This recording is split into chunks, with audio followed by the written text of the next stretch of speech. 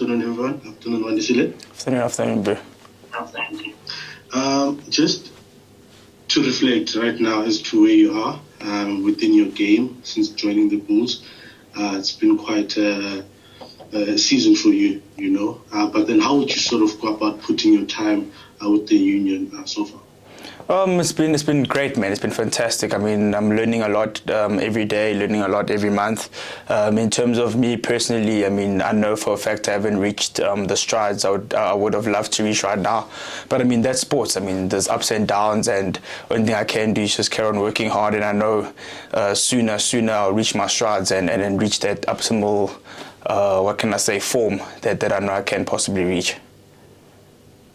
I mean, has it been frustrating for you, not playing at the levels that you know you can play and you can deliver? At times, you've shown, if there was a game in the Champions Cup where you just dominated the whole game, and then suddenly you went up out of the gates for a while. But then has that been frustrating for you? I think it's as frustrating for me as for anyone. I mean, as athletes, we're all competitive creatures. So, I mean, I'm a competitive athlete as well. So I always want to play at the highest level. And in saying that, I know for a fact that I'm not where I want to be in terms of my form, in terms of the things that I want to achieve on the field. So as frustrating as it is, I got no one to blame but myself to just carry on working hard in the sense of putting in the hard work at the training field. When I get my opportunity, flip and give it my all. And then also not getting too frustrated in the sense of trying to force things. I mean, it's more important for the team to do well and for us, for me personally, to do well in the structure of the team. So as much as it is frustrating, I just know I must just keep on working hard and it'll come. I mean, working with a guy like Jake, I'm sure you do trust the process, but then what are some of the communications, that you've had with them in terms of for you to develop as a player? Yeah, there's lots of comms. I mean, we obviously things that we can't chat about out there, but there's lots of communication. I know exactly where I stand in terms of the team, in terms of him. So as I said, it's just a matter of me working hard, getting my form, and I 100% believe that things will come right. Hi, Wandisile, JP Boys finest. I've watched you since your junior days, in the 20s and that, and coming through at the Lions, and you always played with such confidence, trying things and going full tilt for it. I know you said now some of the things you can't say about communicating with Jake and all of that, but it must be tricky to negotiate playing fullback one week, wing the next week, then a couple of centre games, and then you go back to the wing. How has that process been? I know obviously you're not going to come out and say Jake doesn't know what he's doing here, but just in terms of your feelings at the moment. Well, my feelings at the moment, I mean, as I said, I'm just working hard to get back to my full potential, full form that I know I can reach.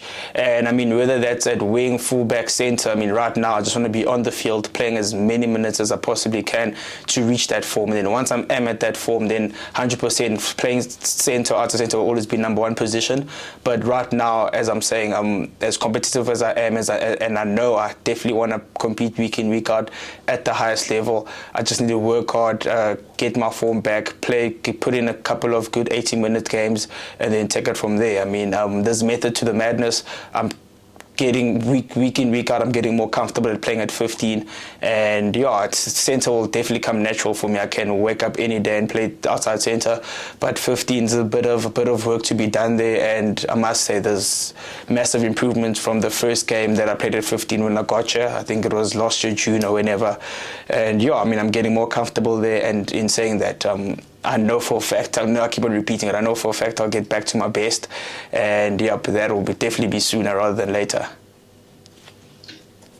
Jake has spoken many times to us about the virtues of you playing in those different positions. He feels that you can make the Springbok squad if you're able to play 15 particularly as well, because we all know you can do the job at outside centre, no problem, as you say, in your sleep. What would you say are the skills that you still need to develop and work on to make a success of 15 in particular?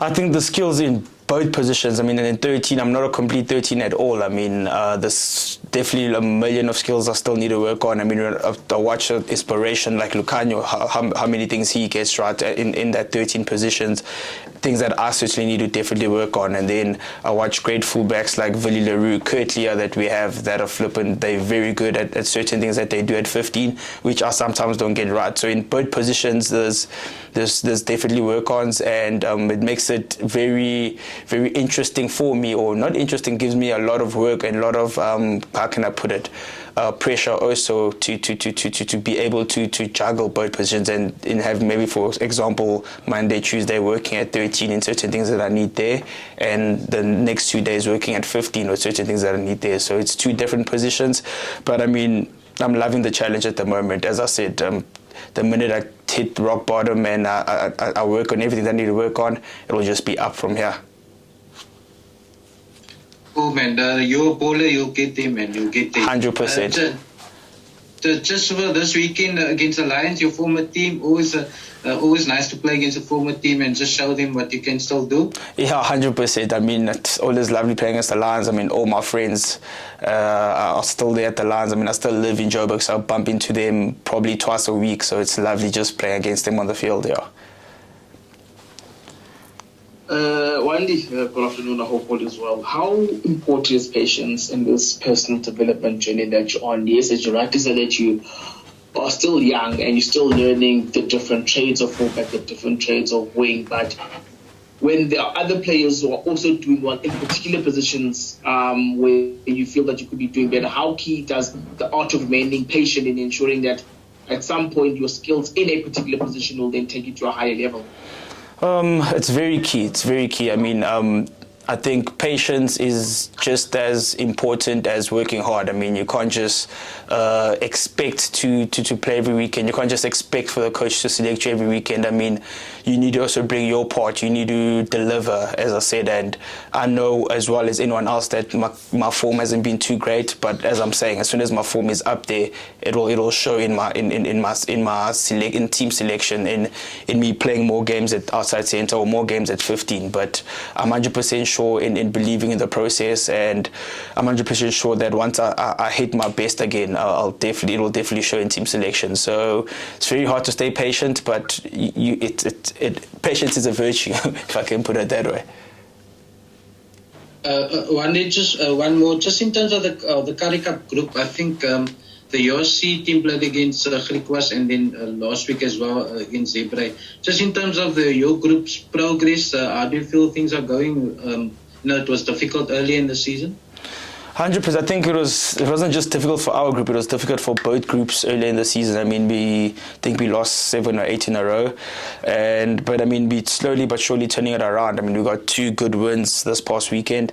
And I think, as we always said or told ourselves, that the most important games of the season are the last 3 games, which are the quarters, semis and finals. So we're just pushing very hard to somehow slide into the playoffs of the Currie Cup.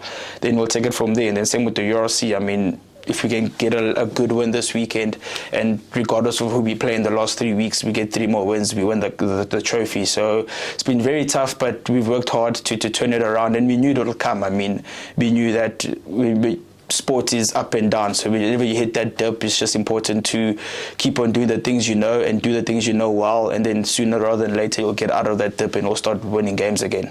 Hi, Wandisile. Hi, everybody. Sorry, man, I don't know what you've been asked, but I'm just going to follow up with what Ashraf just asked you now. When you guys had your downtown, as you say, when things were not going well, what kind of conversations were you having as players to turn it around? I mean, you're saying you're always determined and you knew it was going to turn around, but when you're in that rut, what do you say to each other? I mean, we always try to motivate each other to work harder, to focus more on our details, focus more on the smaller things that we usually don't focus on when we're on a high. I mean, for example, we'll play a game and get a lot wrong, but just because we got the victory, we don't necessarily put as much effort into what we got wrong then. But when you start losing games, there's actually a lot of effort and detail as to in the reviews of the game. So we just had to motivate each other, make sure that we take care of the smaller details. And then in saying that, you'll do that week in, week out, and the more you lose, the more you just feel like you're not tipping over. But the focus was just for us to just carry on knocking the door, and eventually we knew it would open. And as I said, we knew at the back of our minds that the only thing we need to focus on is just making playoffs, and then from there we'll just take it week by week. And luckily, I think we've achieved that in the URC, and a couple of more Currie Cup wins. We should be good to make playoffs, and we take it from there.